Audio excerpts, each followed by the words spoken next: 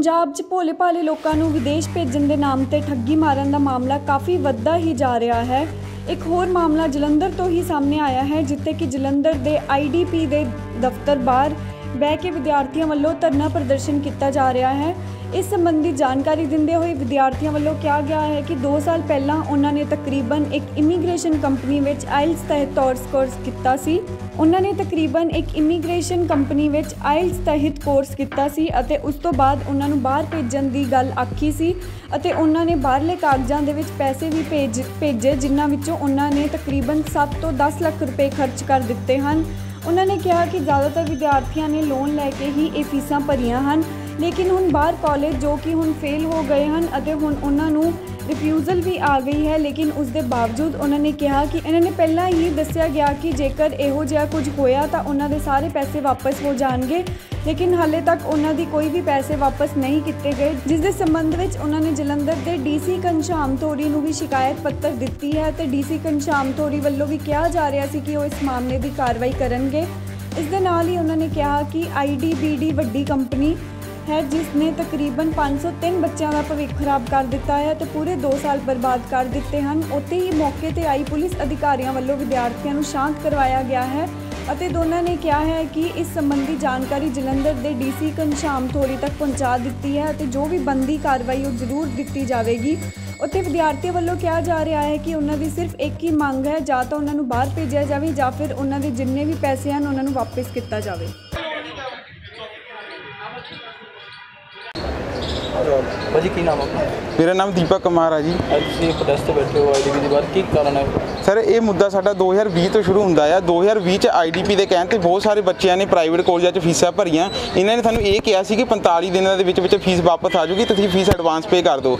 ਤੇ 2020 ਵਿੱਚ ਇਸ ਕਰਕੇ ਬਹੁਤ ਸਾਰੇ ਬੱਚਿਆਂ ਨੇ ਇਹਨਾਂ ਦੇ ਕਹਿਣ ਤੇ ਇਹਨਾਂ ਦੀ ਰਿਫੰਡ ਪਾਲਿਸੀ ਨੂੰ ਦੇਖ ਕੇ ਜਿਹੜੀ ਇਹਨਾਂ ਨੇ ਸਾਨੂੰ ਦਿੱਤੀ ਸੀ ਤਾਂ ਉਹ ਕਾਲਜ ਦੇ ਵਿੱਚ ਫੀਸਾਂ ਭਰੀਆਂ ਸੀ ਤੇ 2020 ਤੋਂ ਪਹਿਲਾਂ ਤਾਂ ਇਹਨਾਂ ਨੇ ਓਵਰ ਐਡਮਿਸ਼ਨ ਕਰਵਾਈ ਹਨਾ। ਇਸ ਕਰਕੇ ਉਹਨਾਂ ਕਾਲਜ ਤੇ ਇਨਕੁਆਇਰੀ ਚੱਲ ਪਈ ਸੀ ਜਿਹਦੇ ਵਿੱਚ ਬੱਚਾ ਹਰਾਸ ਹੋਇਆ। ਗਲਤੀ ਏਜੰਟ ਤੇ ਕਾਲਜ ਵਾਲਿਆਂ ਦੀ, ਕਿਉਂਕਿ ਇਹਨਾਂ ਨੇ ਮਿਲ ਕੇ ਉੱਥੇ ਕਪੈਸਿਟੀ ਤੋਂ ਜ਼ਿਆਦਾ ਬੱਚੇ ਜਿਹੜੇ ਆ ਉੱਥੇ ਉਹਨਾਂ ਦੀ ਐਡਮਿਸ਼ਨ ਕਰਵਾਈ, ਜਿਸ ਕਰਕੇ ਕਿ ਦਸੰਬਰ 2020 ਵਿੱਚ ਇਹਨਾਂ ਕਾਲਜ ਤੇ ਇਨਕੁਆਇਰੀ ਬੈਠੀ ਸੀਗੀ। ਉਹਦੇ ਵਿੱਚ ਨੁਕਸਾਨ ਕਿਹਦਾ ਹੁੰਦਾ? ਬੱਚੇ ਦਾ, ਕਿਉਂਕਿ ਜਿਹੜੇ ਰਿਜ਼ਲਟ 30-35 ਦਿਨਾਂ ਵਿੱਚ ਆਣੇ ਚਾਹੀਦੇ ਸੀ ਉਸ ਰਿਜ਼ਲਟ ਨੂੰ 1 ਸਾਲ ਹੋ ਗਿਆ। 1 ਸਾਲ ਰਿਜ਼ਲਟ ਦੀ ਵੇਟ ਕਰਨ ਤੋਂ ਬਾਅਦ ਸਾਨੂੰ ਰਿਫਿਊਜ਼ਲ ਲੱਗਦਾ। ਇੱਕ ਬੱਚੇ ਲਈ ਜਿਹਨੇ ਇੰਨੀ ਮਿਹਨਤ ਕਰਕੇ ਬੈਂਡ ਲਏ ਹੁੰਦੇ ਆ, ਇੰਨੀ ਮਿਹਨਤ ਕਰਕੇ ਪੈਸੇ ਭਰੇ ਹੁੰਦੇ, ਰਿਫਿਊਜ਼ਲ ਉਹਦੇ ਲਈ ਬਹੁਤ ਵੱਡਾ ਝਟਕਾ ਹੁੰਦਾ। ਪਰ ਅਸਲੀ ਕਹਾਣੀ ਰਿਫਿਊਜ਼ਲ ਤੋਂ ਬਾਅਦ ਸਟਾਰਟ ਹੁੰਦੀ ਆ। IDP ਵਾਲਿਆਂ ਨੇ ਤੇ ਬਾਕੀ ਏਜੰਟਾਂ ਨੇ ਸਾਨੂੰ ਰਿਫੰਡ ਪਾਲਿਸੀ ਖੁਦ ਸ਼ੇਅਰ ਕੀਤੀ ਆਪਣੀ ਮੇਲ ਤੋਂ, ਜਿਹਦੇ ਵਿੱਚ ਇਹਨਾਂ ਨੇ ਮੈਂਸ਼ਨ ਕੀਤਾ ਸੀ ਕਿ ਜੇ ਰਿਫਿਊਜ਼ਲ ਆਉਂਦਾ ਤਾਂ 45 ਵਰਕਿੰਗ ਡੇ ਦੇ ਵਿੱਚ ਤੁਹਾਡੇ ਪੈਸੇ ਵਾਪਸ ਆ ਜੂਗੇ। 3-4 ਮਹੀਨੇ ਵੇਟ ਕਰਨ ਤੋਂ ਬਾਅਦ 6 ਜਨਵਰੀ 2022 ਨੂੰ ਸਾਨੂੰ ਪਤਾ ਲੱਗਦਾ ਕਿ ਇਹਨਾਂ ਕਾਲਜਾਂ ਨੇ ਬੈਂਕਰਪਸੀ ਫਾਈਲ ਕਰਤੀ ਤੇ ਜਿਹੜੀ ਇਹ ਬੈਂਕਰਪਸੀ ਆ ਉਹਦੇ ਵਿੱਚ ਫਿਰ ਕਾਲਜ ਬੰਦ ਹੋ ਜਾਂਦੇ ਆ। ਬੈਂਕਰਪਸੀ ਇੱਕ ਬਟਨ ਦੱਬਣ ਨਾਲ ਨਹੀਂ ਹੋਗੀ। ਕਦੋਂ ਦੇ ਏਜੰਟ ਤੇ ਇਹ ਕਾਲਜ ਦੇ ਓਨਰ ਮਿਲ ਕੇ ਜਿਹੜਾ ਆ ਸਾਡਾ ਉੱਥੇ ਕੁਝ ਗਲਤ ਕੰਮ ਕਰ ਰਹੇ ਸੀ ਤਾਂ ਇਹ ਬੈਂਕਰਪਸੀ ਹੋਈ। ਦੂਜੀ ਗੱਲ, ਸਭ ਤੋਂ ਵੱਡਾ ਸਵਾਲ ਇਹ ਆ ਤੇ ਹੁਣ ਵੀ 6 ਮਹੀਨੇ ਹੋ ਚੱਲਿਆ, ਇਹਨਾਂ ਨੇ ਉਹਨਾਂ ਕਾਲਜ ਵਾਲੇ ਨੂੰ ਹਜੇ ਤੱਕ ਨਹੀਂ ਪੁੱਛਿਆ ਕਿ ਉਹਨਾਂ ਨੇ ਬੱਚੇ ਦਾ ਪੈਸਾ ਕਿੱਥੇ ਸੈੱਟ ਤਾ, ਕਿਉਂਕਿ ਜਦ ਤੱਕ ਬੱਚੇ ਦਾ ਵੀਜ਼ਾ ਨਹੀਂ ਗਰੰਟਡ ਹੁੰਦਾ ਉਦੋਂ ਤੱਕ ਉਹ ਪੈਸਾ ਯੂਜ਼ ਨਹੀਂ ਕਰ ਸਕਦੇ ਸੀ।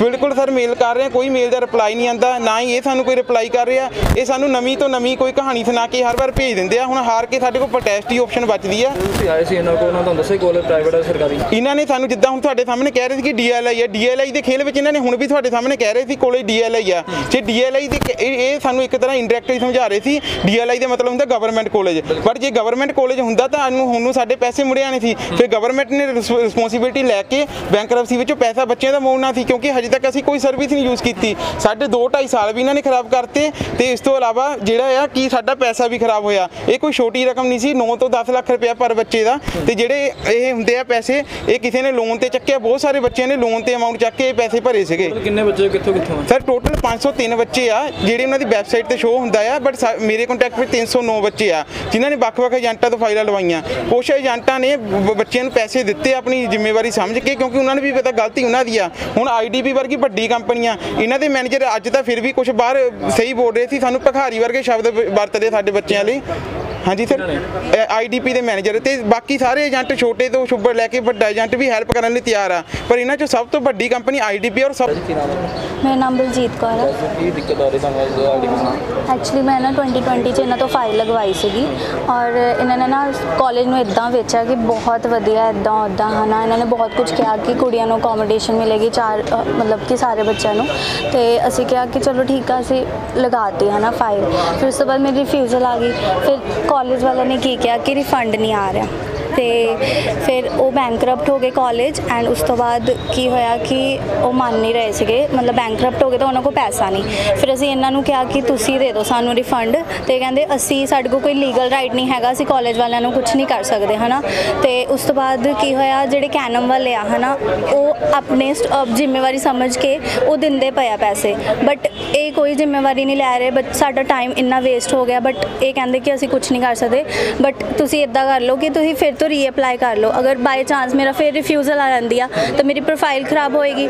ਸੋ ਇਸ ਕਰਕੇ ਇਹ ਪੈਸੇ ਤਾਂ ਦੇ ਨਹੀਂ ਰਹੇ, ਤਾਂ ਕਰਕੇ ਅਸੀਂ ਇੱਥੇ ਬੈਠੇ ਹਾਂ। ਮੇਲ ਵਗੈਰਾ ਕੀਤੀ ਕੋਲ ਬਾਹਰ ਕੋਲ ਕੀਤੀ ਆ, ਬਟ ਉਹ ਹੁਣ ਤਾਂ ਬੰਦ ਹੋ ਗਿਆ, ਤਾਂ ਉਹ ਕੋਈ ਫਾਇਦਾ ਨਹੀਂ ਆ ਹੁਣ ਉਹਦਾ। ਮੈਲ ਨਾਲ ਮਿਲੇ ਤੁਸੀਂ ਉਹਨਾਂ ਨੇ ਕੀ ਕਿਹਾ? ਉਹ ਇਹੀ ਕਹਿੰਦੇ ਆ ਕਿ ਅਸੀਂ ਪੈਸੇ ਨਹੀਂ ਦੇ ਸਕਦੇ, ਬਟ ਇੱਦਾਂ ਆ ਕਿ ਤੁਸੀਂ ਰੀਅਪਲਾਈ ਕਰ ਲਓ।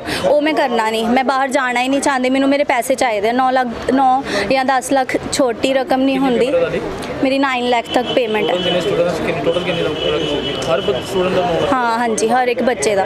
ਤੇ ਅਸੀਂ ਬਹੁਤ ਦਿੱਕਤ 'ਚ ਹੈਗੇ ਹਾਂ ਔਰ ਕੋਈ ਵੀ ਸਾਡੀ ਹੈਲਪ ਨਹੀਂ ਕਰਦਾ ਪਿਆ।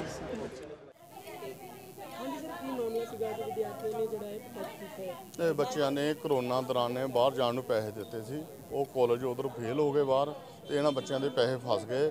ਇਹ ਹੁਣ ਬਾਹਰ ਨਹੀਂ ਜਾ ਪਾ ਰਹੇ, ਨਾ ਕੰਪਨੀ ਹੁਣ ਇਹਨਾਂ ਨੂੰ ਪੈਸੇ ਵਾਪਸ ਕਰ ਰਹੀ ਆ ਤੇ ਨਾ ਇਹਨਾਂ ਨੂੰ ਭੇਜ ਰਹੀ ਆ। ਤੇ ਹੁਣ ਕੰਪਨੀ ਵਾਲੇ ਇਹਨਾਂ ਨੇ ਬੱਚਿਆਂ ਨੇ ਡੀਸੀ ਸਾਹਿਬ ਨੂੰ ਕੰਪਲੇਂਟ ਦਿੱਤੀ ਆ। ਡੀਸੀ ਸਾਹਿਬ ਉਸ ਕੰਪਲੇਂਟ ਤੇ ਕੀ ਐਕਸ਼ਨ ਲੈਂਦੇ ਨੇ ਤੇ ਉਸ ਦੇ ਆਧਾਰ ਤੇ ਇਹਨਾਂ ਨੂੰ 1 ਅੱਧੇ ਦਿਨ ਦਾ ਟਾਈਮ ਲਿਆ ਆ। ਇਹਨਾਂ ਨੇ ਬੱਚੇ ਰਾਈਟ ਆ, ਇਹਨਾਂ ਦੇ ਪੇਮੈਂਟ ਕਰਜ਼ੇ ਚੱਕ ਕੇ ਲਈ ਆ, ਰਿਸ਼ਤੇਦਾਰਾਂ ਤੋਂ ਪੈਸੇ ਫੜੇ ਆ, ਇਹਨਾਂ ਦੇ ਸਿਰ ਤੇ ਬਹੁਤ ਵਿਆਜ ਚੜ ਗਿਆ ਆ। ਉਹ ਇਸ ਕਰਕੇ ਟੈਨਸ਼ਨ 'ਚ ਨੇ। ਉਹ ਕਹਿੰਦੇ ਸਾਡੇ ਜਾਂ ਤਾਂ ਪੈਸੇ ਵਾਪਸ ਦਵਾਏ ਜਾਣ ਜਾਂ ਸਾਨੂੰ ਬਾਹਰ ਭੇਜਿਆ ਜਾਵੇ। ਇਹ ਗੱਲ ਕੀ ਕਹਿਣਾ ਹੁਣ ਇੰਸਟੀਚਿਊਟ ਵਾਲਿਆਂ ਦਾ, ਕਈ ਤੱਕ ਪੈਸੇ ਜਿਹੜੇ ਆ ਉਹ ਮੋੜਦੇ ਨੇ।